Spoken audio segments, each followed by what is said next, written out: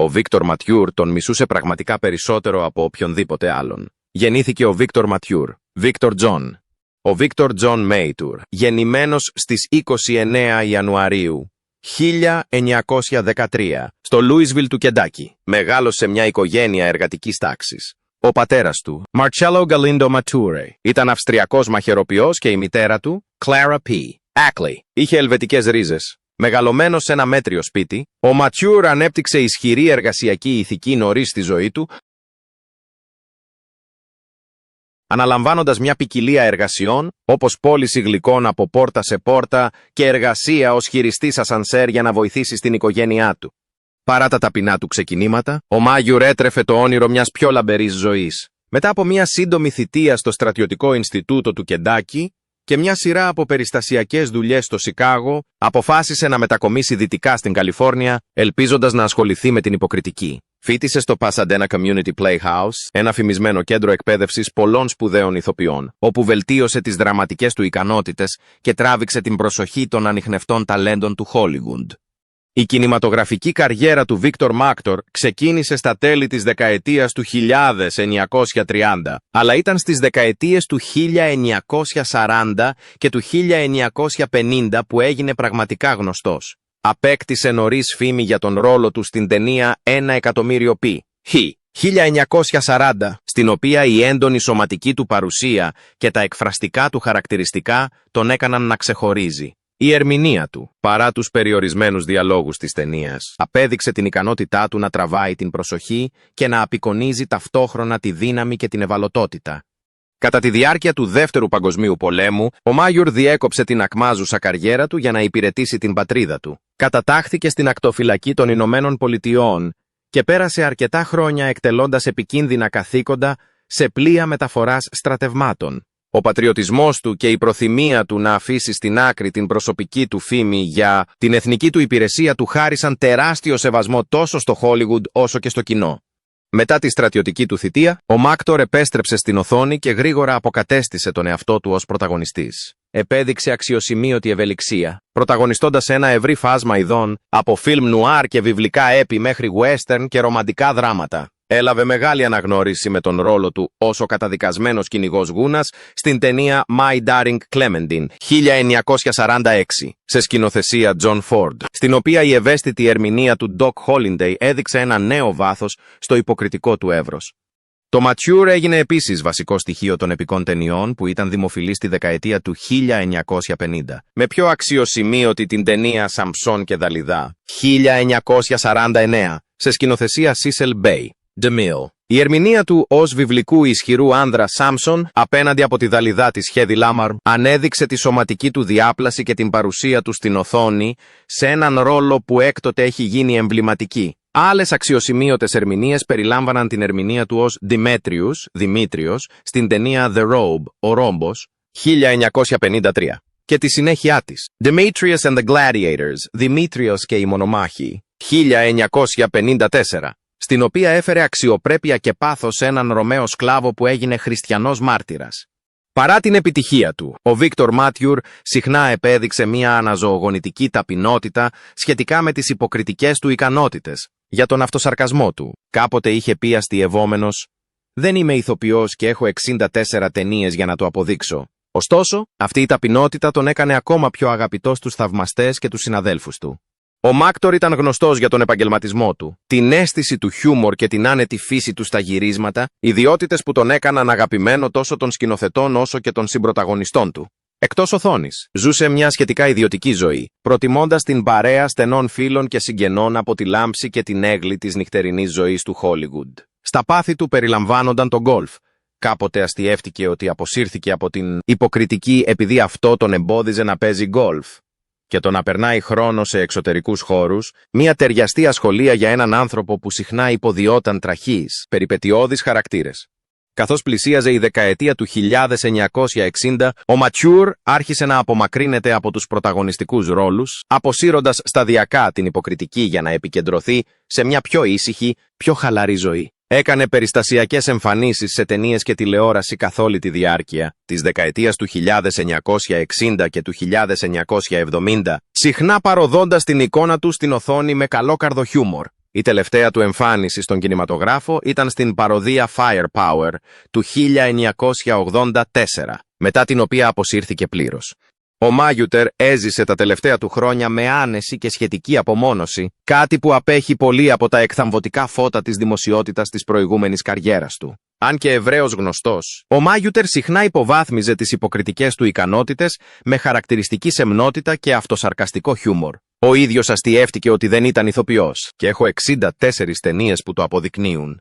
Αυτή η ταπεινότητα τον έκανε αγαπητό τόσο στους συναδέλφους όσο και στους θαυμαστές του και ερχόταν σε έντονη αντίθεση με τα μεγαλεπίβολα εγώ που συχνά συνδέονται με τους στάρ του Hollywood. Η προσωπική ζωή του Βίκτορ Μάτιουρ ήταν τόσο πολύχρωμη και γεμάτη γεγονότα όσο και η μακρά καριέρα του στο Hollywood.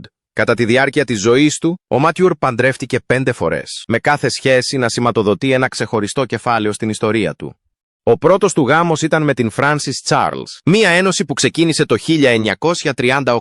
Ωστόσο, ο γάμος ήταν βραχύβιος και τελικά ακυρώθηκε το 1940. Οι λεπτομέρειες για την Frances Charles είναι σχετικά σπάνιες, αλλά η ακύρωση υποδηλώνει ότι η σχέση μπορεί να αντιμετώπισε σοβαρές ασυμβατότητες ή εξωτερικές πιέσεις που καθιστούσαν αδύνατη τη συνέχισή της. Εκείνη την εποχή, η καριέρα του Mature στην υποκριτική μόλις άρχιζε να ανεβαίνει και οι απαιτήσεις της καθιέρωσής του στον ανταγωνιστικό κόσμο του Hollywood μπορεί να συνέβαλαν στη διάλυση του γάμου τους. Ο δεύτερος γάμος του Mature ήταν με τη Martha Stevenson Kemp, χήρα του διάσημου αρχηγού της μεγάλης μπάντας Hal Kemp. Παντρεύτηκαν το 1941, μια εποχή που ο Mature κέρδιζε φήμη ως πρωταγωνιστής σε ταινίες όπως το 1 εκατομμύριο πελοσχατζού. Η σχέση τους, ωστόσο, κράτησε μόνο μέχρι το 1943 και κατέληξε σε διαζύγιο. Το υπόβαθρο της Μάρθα στον κόσμο της μουσικής και η ανερχόμενη φήμη του Mature στο Hollywood τους έκαναν ένα λαμπερό ζευγάρι για ένα σύντομο χρονικό διάστημα. Αλλά όπως συμβαίνει με πολλούς γάμους διασημοτήτων, οι πιέσεις της δημόσιας ζωής, οι διαφορετικές καριέρες και οι προσωπικές προκλήσεις πιθανότατα άσκησαν ανεπανόρθωτη πίεση στην ένωσή τους. 1948. Ο Βίκτορ Ματιούρ παντρεύτηκε την Ντόροθι Στάνφορντ Μπέρι. Αυτός ο τρίτος γάμος συνέπεσε με μια ιδιαίτερα δημοφιλή περίοδο στην καριέρα της Ματιούρ, με επιτυχίες όπως το Σάμψον και το Δελίλα να πλησιάζουν. Η Ντόροθι και ο Βίκτορ παρέμειναν παντρεμένοι για 7 χρόνια, χώρισαν το 1955. Λίγα είναι δημόσια τεκμηριωμένα για τη ζωή της Ντόροθι Στάνφορντ Μπέρι, αλλά κατά τη διάρκεια του γάμου τους, η φήμη του Μάγιουτερ και το έντονο πρόγραμμα ταξιδιών και εργασίας που απαιτούσαν οι κινηματογραφικοί του ρόλοι θα μπορούσαν να έχουν δημιουργήσει σημαντική πίεση στη σχέση τους. Είναι επίσης πιθανό η εκεντρική προσωπικότητα του Μάγιουτερ, τόσο εμφανής στη δημόσια ζωή του, να τον δυσκόλεψε να διατηρήσει μακροχρόνιες προσωπικές σχέσεις κατά τη διάρκεια αυτών των πολυάσχολων χρόνων. Ο τέταρτος γάμος του ήταν με την Adrienne Joy Irwick, που ξεκίνησε το 1959.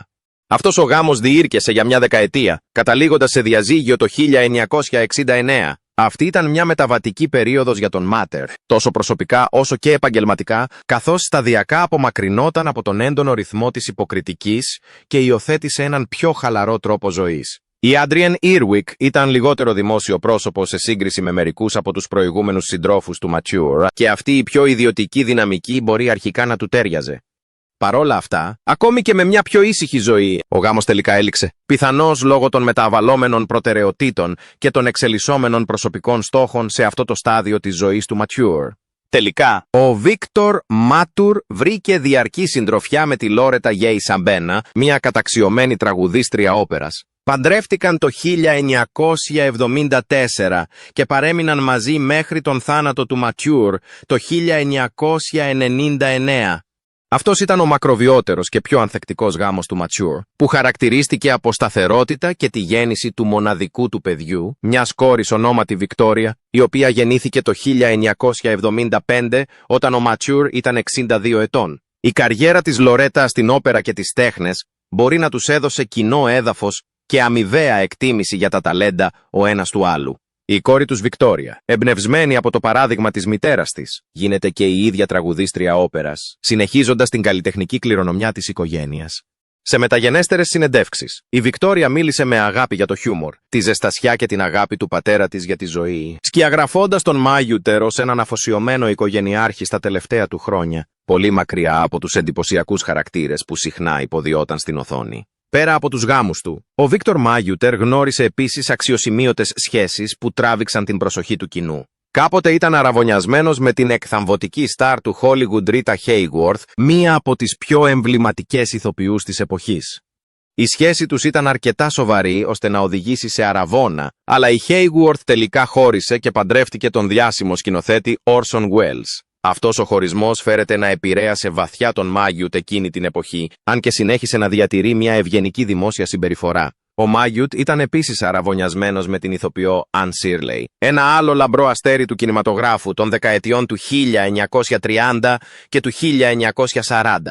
Αν και ο αραβώνας τους δεν κατέληξε σε γάμο, αντανακλούσε τη θέση του mature στους χρυσούς κοινωνικούς κύκλους της ελίτ του Hollywood κατά τη διάρκεια της ακμής του.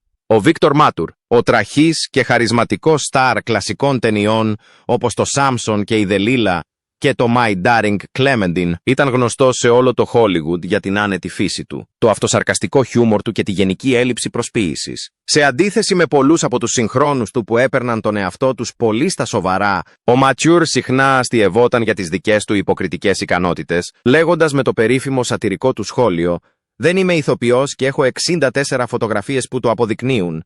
Ωστόσο, παρά τη φήμη του για ευγενικό και ήρεμο χαρακτήρα, υπήρχε ένας άνθρωπος σε ολόκληρη τη βιομηχανία του θεάματος για τον οποίο ο Βίκτορ Μάτιουρ έτρεφε μια βαθιά και διαρκή απέχθεια, ο Ρίτσαρντ Μπάρτον. Το μίσος του Μάτιουρ για τον Μπάρτον δεν προερχόταν από μικροπρεπή ζήλια ή ανταγωνιστική αντιπαλότητα. Αν και η ραγδαία άνοδος του Μπάρτον ως ηθοποιού με κλασική εκπαίδευση στον Σάικσπιρ σίγουρα ερχόταν σε αντίθεση με την πιο λαϊκιστική εικόνα του Μάτιουρ ως ήρωα δράσης.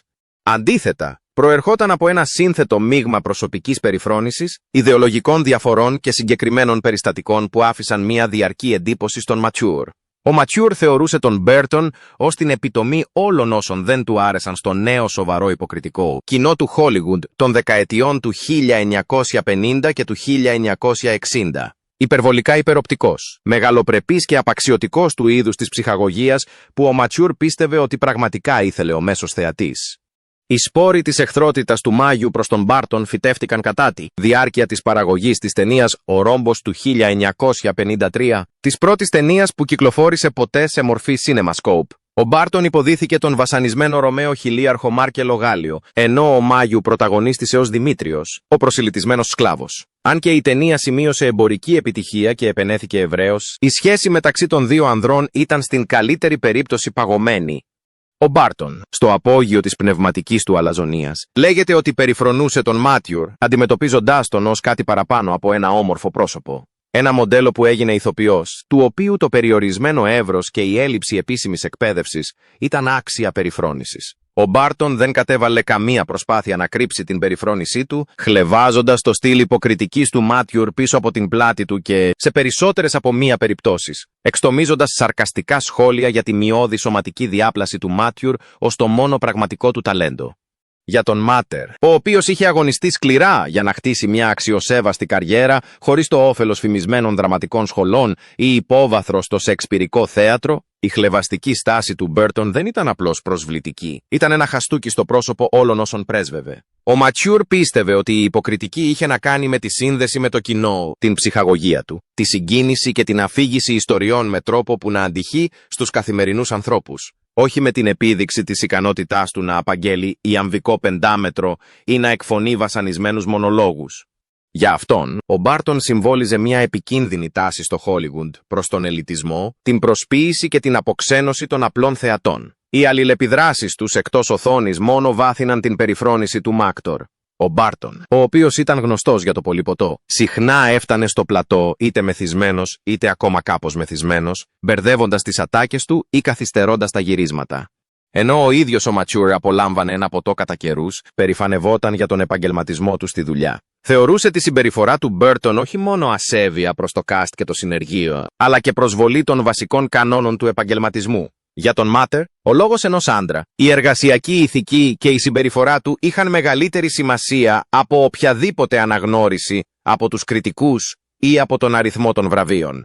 Λάδι στη φωτιά έριξε η θυελλώδης σχέση του Μπάρτον με την ηθοποιό Elizabeth Taylor, την οποία ο Μάγιουτερ έβλεπε με απροκάλυπτη αηδία. Η σκανδαλώδη σχέση που τράβηξε την προσοχή των δημοσιογράφων, η οποία άνθησε κατά τη διάρκεια των γυρισμάτων της ταινίας «Κλεοπάτρα» και τελικά οδήγησε στους γάμους και τα διαζύγια του Μπάρτον και της Τέιλορ, αποτελούσε για τον Μάγιουτερ την επιτομή της ματαιοδοξίας, του ναρκισσισμού και της ηθικής παρακμής που πίστευε ότι μόλυναν το Χόλιγουντ. Ο Μάγιουτερ, ο οποίος ζούσε σχετικά μετριοπαθώς παρά τη φήμη του και προτιμούσε να περνάει χρόνο στο γήπεδο του γκολφ από το να συναναστρέφεται με ξέφρενα πάρτι, θεωρούσε τον τρόπο ζωής του Μπάρτον απερίσκεπτο και χυδαίο, μια προδοσία της αξιοπρέπειας που ένιωθε ότι όφυλαν οι ηθοποιοί στο επάγγελμά τους.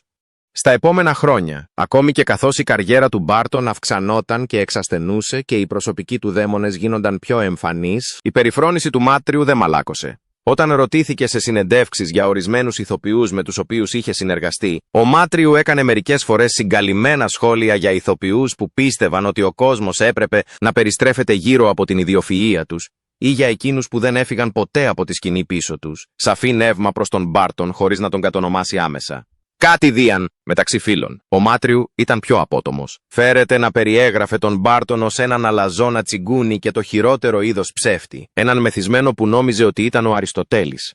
Ο Βίκτορ Μάκτορ δεν ήταν άνθρωπος που κουβαλούσε πολλές κακίες. Ήταν διάσημος για το ότι έφυγε από το Χόλιγουντ στο απόγειο της φήμης του, αποσυρώμενος άνετα για να παίξει γκολφ, να ιστιοπλοεία και να απολαύσει την προσωπική του ζωή χωρίς τύψεις. Ωστόσο, ο Ρίτσαρντ Μπάρτον παρέμεινε η μόνη φιγούρα που μπορούσε να αντλήσει από αυτόν πραγματικό θυμό, ακόμη και δεκαετίες αργότερα. Σε μια πόλη γεμάτη με φευγαλές φιλίες και αντιπαλότητες που συνήθως ξεθόριαζαν με την πάροδο του χρόνου, η εχθρότητα του Μάγιουτερ προς τον Μπάρτον ξεχώριζε ως ασυνήθιστα βαθιά και διαρκής, μια υπενθύμηση ότι ακόμη και ο πιο χαλαρός άνθρωπος θα μπορούσε να βρει κάποιον πραγματικά αφόρητο. Ο Βίκτορ Μάγιουτερ απεβίωσε στις 4 Αυγούστου 1999, μετά από μακρά μάχη με λευχαιμία. Πέθανε ειρηνικά στο σπίτι του στο Ράντσο Σάντα Φέ της Καλιφόρνια, μια ήσυχη και εύπορη κοινότητα κοντά στο Σαν Ντιέγκο, όπου είχε ζήσει για πολλά χρόνια κατά τη συνταξιοδότησή του. Ο Μάκτορ ήταν 86 ετών κατά τη στιγμή του θανάτου του. Παρά το γεγονός ότι είχε απολαύσει μια μακρά και ακμάζουσα καριέρα στο Χόλιγουντ, στα τελευταία του χρόνια είχε αποσυρθεί σε μεγάλο βαθμό από τα φώτα της δημοσιότητας, προτιμώντας μια ζωή ιδιωτικής ζωής και αναψυχής, συμπεριλαμβανομένου του γκολφ και της περνώντας χρόνο με φίλους. Ο θάνατός του σηματοδότησε το τέλος μιας εποχής για τους θαυμαστές που τον θυμούνται ως έναν από τους μεγάλους πρωταγωνιστές του κλασικού κινηματογράφου του Χόλιγουντ, γνωστό για την άγρια ομορφιά του, την ξεχωριστή φωνή του και τις αξέχαστες ερμηνείες του σε ένα ευρύ φάσμα ρόλων, από βιβλικά έπι μέχρι θρίλερ νουάρ. Μετά τον θάνατό του, η σωρός του Ματσούρ μεταφέρθηκε πίσω στη γενέτειρά του, το Λούισβιλ του Κεντάκι, μια πόλη με την οποία διατηρούσε πάντα ισχυρούς συναισθηματικούς δεσμούς σε όλη του τη ζωή. Τάφηκε στον οικογενειακό τάφο των Ματσούρ, στο κημητήριο του Αγίου Μιχαήλ, ένα ιστορικό καθολικό νεκροταφείο που βρίσκεται στην πόλη. Ο τάφος του φέρει ένα εντυπωσιακό αντίγραφο του Αγγέλου της Θλίψης, ενός διάσημου γλυπτού του 19ου αιώνα, που δημιουργήθηκε αρχικά από τον καλλιτέχνη William Wetmore Story ως φόρο τιμής στη σύζυγό του. Το μνημείο, που απεικονίζει έναν κλαίγοντας άγγελο να έχει καταρρεύσει από θλίψη πάνω σε έναν τάφο, αποτελεί ένα συγκινητικό σύμβολο απώλειας και μνήμης. Η παρουσία του στον τάφο του Ματσούρ αντανακλά όχι μόνο τη θλίψη της οικογένειάς του και των θαυμαστών του, αλλά προσθέτει και μια διαχρονική και καλλιτεχνική ομορφιά στην τελευταία του κατοικία. Η μελαγχολική κομψότητα του γλυπτού χρησιμεύει ως ένας ισχυρός φόρος τιμής στην διαχρονική κληρονομιά του Ματσούρ, στην αφοσίωση της οικογένειάς του και στο βαθύ αίσθημα στοργής που ένιωθαν όσοι τον γνώριζαν προσωπικά ή τον θαύμαζαν από μακριά. Σε αναγνώριση της διαχρονικής του προσφοράς στην κινηματογραφική βιομηχανία, ο Βίκτορ Μάτιουρ τιμήθηκε με ένα αστέρι στη διάσημη λεωφόρο της δόξας του Χόλιγουντ. Το αστέρι του βρίσκεται στην οδό 6780 Hollywood Boulevard, ένα εξαιρετικό σημείο στην καρδιά του Χόλιγουντ, από όπου περνούν εκατομμύρια επισκέπτες κάθε χρόνο. Η λεωφόρος της δόξας προορίζεται για άτομα που έχουν κάνει σημαντική επίδραση στους τομείς του κινηματογράφου, της τηλεόρασης, της μουσικής, του ραδιοφώνου και των ζωντανών παραστάσεων, και η συμπερίληψη του Μάτιουρ μεταξύ των τιμόμενων προσώπων επιβεβαιώνει τη σημασία του στην κινηματογραφική ιστορία. Καθ' όλη τη διάρκεια της καριέρας του, η οποία διήρκεσε περισσότερες από 3 δεκαετίες, ο Ματσούρ πρωταγωνίστησε σε μια σειρά από εξαιρετικά επιτυχημένες και αγαπημένες ταινίες, όπως η Σάμψον και Δελίλα 1949, My Darling Clementine 1946 Kiss of Death, 1947 και The Robe, 1953. Οι ρόλοι του συχνά ανέδειξαν την ευελιξία του ως ηθοποιού, ικανός να υποδηθεί ήρωες, αντιήρωες και σύνθετους, πολυεπιπέδους χαρακτήρες. Το αστέρι στη λεωφόρο Hollywood στέκει σήμερα ως ένα διαρκές μνημείο για τα επιτεύγματα του Mature και το ανεξίτηλο σημάδι που άφησε στη βιομηχανία του θεάματος. Λειτουργεί ως ένας χώρος όπου οι θαυμαστές μπορούν να αποτίσουν φόρο τιμής, να γιορτάσουν το έργο της ζωής του και να θυμηθούν τη γοητεία, το χάρισμα και το ταλέντο που έφερε ο Βίκτορ Μάτουρ στην οθόνη.